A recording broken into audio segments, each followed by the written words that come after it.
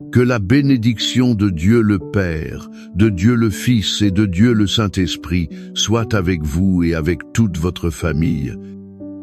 Mon frère bien-aimé, ma sœur bien-aimée, que la paix de notre Seigneur Jésus-Christ inonde votre cœur et votre foyer en ce moment même. Je tiens à vous inviter à entrer dans ce sanctuaire de prière. C'est un espace sacré que nous créons ensemble, sous le regard aimant de notre Créateur. Imaginez maintenant que Dieu lui-même étende sur votre vie et sur votre maison un manteau de paix. C'est un tissu divin qui apaise toute anxiété, fait taire toute voix de perturbation et éloigne toute peur. Sentez la chaleur de ce manteau vous envelopper, apportant la sécurité à votre esprit. Et sur votre front, sur le front de votre conjoint, de vos enfants, de chaque membre de votre famille, recevez maintenant le sceau de la protection divine. C'est une marque invisible pour le monde, mais crainte dans tout l'univers spirituel. Elle déclare que votre famille appartient au Seigneur, que vous êtes la propriété exclusive de Dieu. Dans cet environnement de foi et d'abandon, nous ouvrons nos cœurs, non pas avec peur, mais avec l'autorité qui nous a été conférée en Christ Jésus. Nous prions, croyons et témoignons de sa gloire. Père bien-aimé, au nom de Jésus-Christ, le lion de la tribu de Juda, nous nous levons dans la foi comme une armée unie. Nous ne luttons pas contre la chair ou le sang, mais contre les principautés et les puissances. Nous luttons contre les forces spirituelles du mal dans les régions célestes qui se lèvent contre les familles. C'est pourquoi, avec l'autorité que le Seigneur nous a donnée, nous nous positionnons dans la brèche pour notre maison et notre lignée. Nous déclarons que toute arme forgée contre notre famille ne prospérera pas. Nous nous revêtons de l'armure de Dieu avec la ceinture de la vérité, la cuirasse de la justice, les sandales de l'évangile de la paix. Nous prenons le bouclier de la foi avec lequel nous éteignons tous les dards enflammés de l'ennemi. Nous portons le casque du salut et l'épée de l'esprit qui est la parole de Dieu. Et dans cette autorité, nous brisons maintenant, au nom de Jésus, tout esprit de division. Cet esprit tente de semer des querelles, des discussions et de l'amertume au sein de notre famille. Nous lions et expulsons l'esprit de discorde, de jalousie, d'envie et d'incompréhension. Nous défaisons tout lien de discorde et tout plan de l'ennemi pour apporter séparation et douleur à notre foyer. Nous annulons l'effet des paroles de malédiction, des fléaux et des décrets négatifs qui ont été lancés contre notre maison. Cela inclut ceux lancés par n'importe qui, sciemment ou non. Par le pouvoir qui est dans le sang de Jésus, nous brisons les chaînes des malédictions héréditaires, des vices, des divorces, de la misère. Nous brisons aussi les maladies qui se répètent de génération en génération.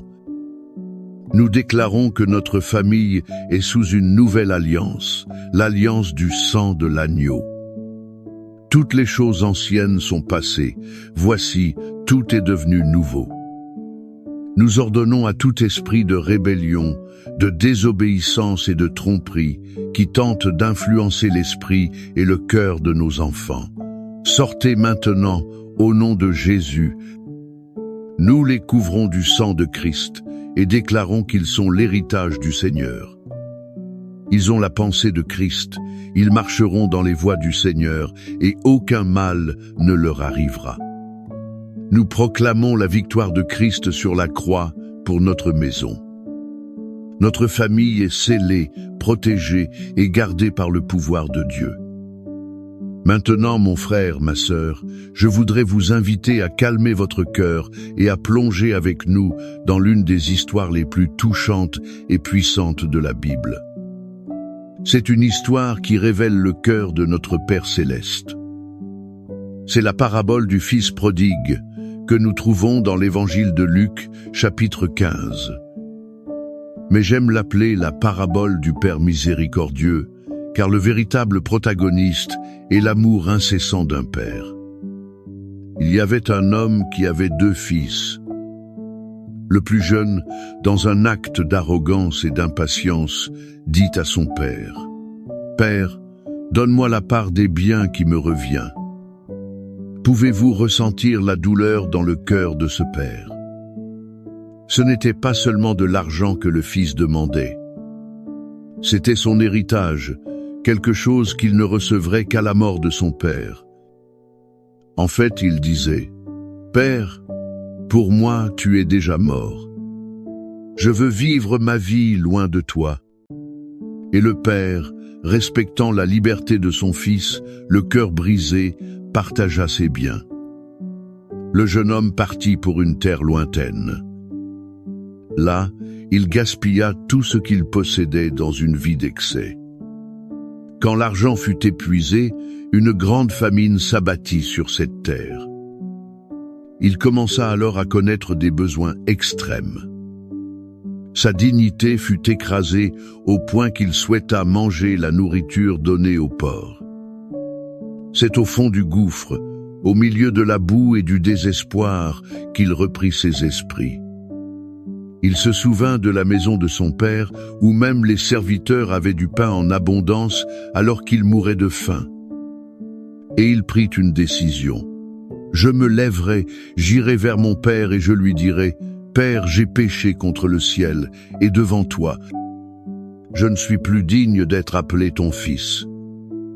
Traite-moi comme l'un de tes journaliers. » Mais ce qu'il ne savait pas, c'est que chaque jour, son père montait sur la terrasse et regardait la route. Son cœur était rempli de nostalgie, attendant, veillant, aspirant au retour de son fils. Et quand le fils était encore loin, le père le vit. Et son cœur se remplit de compassion. Il n'attendit pas. Il courut à la rencontre de son fils, se jeta à son cou et le couvrit de baisers. Le fils commença son discours de repentance préparé, mais le père ne le laissa même pas finir. Il cria au serviteur, « Apportez vite la plus belle robe et revêtez-le. Mettez-lui un anneau au doigt et des sandales aux pieds. Amenez le veau gras et tuez-le. Mangeons et réjouissons-nous, car mon fils que voici était mort, et il est revenu à la vie. Il était perdu, et il a été retrouvé. » Quelle image puissante de l'amour de Dieu pour notre famille! De cette histoire, nous pouvons tirer des leçons qui sont un baume pour nos blessures familiales. La première leçon est celle-ci. L'amour de Dieu n'abandonne jamais ni vous, ni votre famille. Ce père n'a jamais cessé d'aimer, il n'a jamais cessé d'attendre. Même quand son fils le méprisait, même quand il vivait dans le péché, le cœur du père continuait de brûler d'amour. Peut être, regardez-vous, un fils, un conjoint, un membre de votre famille qui s'est égaré. Il mène une vie qui vous brise le cœur. Je veux vous dire, au nom de Jésus, n'abandonnez pas l'amour, n'abandonnez pas l'attente, car le Père Céleste n'a pas abandonné. Son amour est la force qui peut les ramener. La deuxième leçon est qu'il y a toujours un chemin de retour à la maison. Le fils prodigue n'a eu besoin que d'une décision. Je me lèverai. Peu importe à quel point un membre de votre famille est allé loin. Peu importe à quel point il se sent sale ou la taille de son erreur. La porte de la maison du Père est toujours ouverte. La grâce de Dieu est plus grande que n'importe quel péché. Votre prière peut être le catalyseur pour que cette personne reprenne ses esprits et décide de revenir. Et la troisième leçon est le pouvoir du pardon pour restaurer l'identité et l'honneur. Le Père non seulement pardonna, mais il restaura complètement son Fils. La nouvelle robe effaça la honte du passé.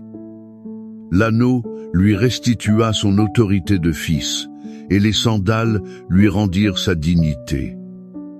Seuls les fils portaient des chaussures, les esclaves marchaient pieds nus. Dieu ne veut pas seulement pardonner à votre famille. Il veut restaurer l'honneur, guérir les blessures et organiser une fête pour votre réconciliation. Je vous demande maintenant, mon frère, ma sœur, dans votre famille, avez-vous été comme le Père, les bras ouverts et le cœur compatissant? Ou peut-être, sans vous en rendre compte, avez-vous agi comme le frère aîné, plein de propre justice et de ressentiment, incapable de vous réjouir du rétablissement de l'autre? Que le Saint-Esprit agisse dans votre cœur et nous enseigne à aimer comme le Père nous aime.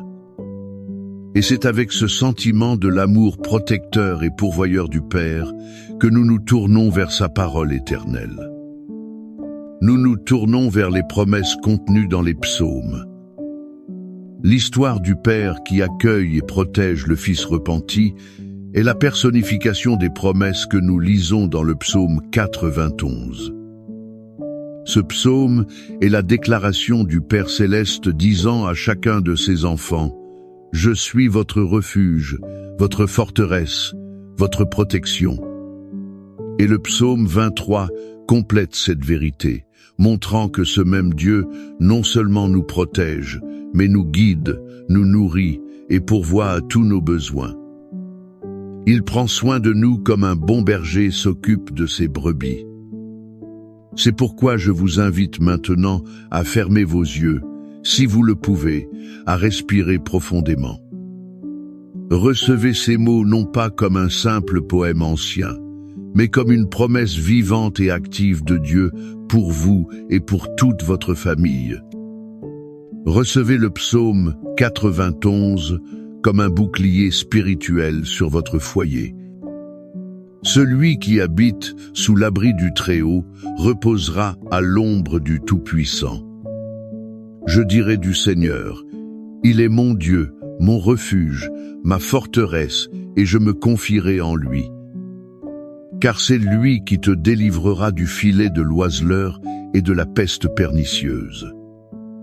Il te couvrira de ses plumes, et sous ses ailes tu te réfugieras. Sa vérité te sera un bouclier et une cuirasse. Tu n'auras pas peur des terreurs de la nuit, ni de la flèche qui vole de jour, ni de la peste qui marche dans les ténèbres, ni de la destruction qui frappe en plein midi. 1000 tomberont à ton côté et 10 000 à ta droite, mais cela ne t'atteindra pas. De tes yeux seulement tu regarderas, et tu verras la rétribution des méchants. Car tu es mon refuge, ô Éternel. Tu as fait du Très-Haut ta demeure. Aucun mal ne t'arrivera, et aucun fléau n'approchera de ta tente. Car il ordonnera à ses anges à ton sujet de te garder dans toutes tes voies. Ils te porteront sur leurs mains, de peur que ton pied ne heurte une pierre. Tu marcheras sur le lion et sur l'aspic. Tu fouleras le lionceau et le dragon. Puisqu'il m'aime, je le délivrerai. Je le placerai en lieu sûr, car il connaît mon nom. Il m'invoquera, et je lui répondrai. Je serai avec lui dans la détresse. Je l'en délivrerai et je le glorifierai. Je le rassasierai de longs jours et je lui montrerai mon salut.